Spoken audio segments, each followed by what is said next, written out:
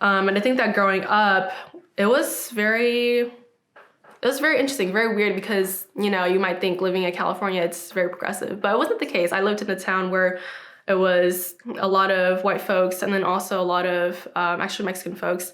And so there was diversity, but there was also a lot of like racial tension and a lot of racism that did occur. And so growing up, I always saw that, okay, there was a difference, between myself and my classmates and friends that I had in school. And I think that in that town specifically, you were definitely treated as very other or treated as, like you're very different and you're not from here. So I definitely did experience like instances of racism, especially at school. But I kind of grew up realizing that, that also has to do with the place that we were placed in Marysville, is that it's a very poor, low-income neighborhood or a town, and it was in a very like agriculture area where there's not a lot of urban development. And so living there, I felt like, we were so detached from kind of the rest of the world because we're just in this little tiny bubble. I actually had the opportunity to go to a boarding school in Ojai, California, which is kind of closest to the Santa Barbara area. And it was a totally different world. And I would say, gosh, I could say so much about this, but when I went there, I was the only Hmong student there. No Hmong, like very few Hmong people living in that area at all in Southern California. And I'm pretty sure I was the only Hmong person in that town. But very small school too. And most of the students were white and came from very privileged backgrounds as well.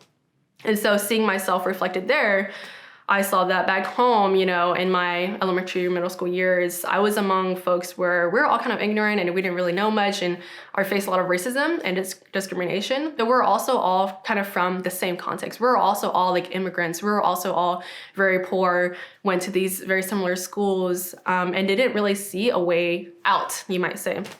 Not to say that there's, it's bad to stay in, but I think that once I went to that school in Ojai in California for my high school years, and I lived in, an area where most of my peers were white and came from very wealthy, privileged families, I was like, oh, wow, like I see this is like very different now, and that the discrimination is different, and that I'm not facing like blatant racism, but I'm seeing like the privileges that I don't have, and I'm seeing that the opportunities that I don't have growing up. I'm seeing that I wasn't, made to go into higher education at this level the same way that my white peers were or that my wealthy peers were. And so seeing that kind of made me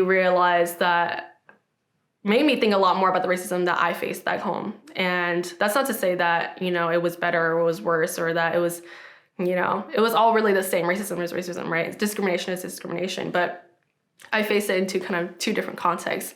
And so in that way, I realized that I don't want to experience anything that I've been experiencing so far. And it was so profound going to school in Ojai because I realized that had I stayed in Marysville, I probably would have continued to, think of racism as very normalized. I would have probably continued to see myself as not being able to go above and beyond, would have probably not been able to see myself as growing out of and going beyond, what my high school thought I could do or what, resources I was given.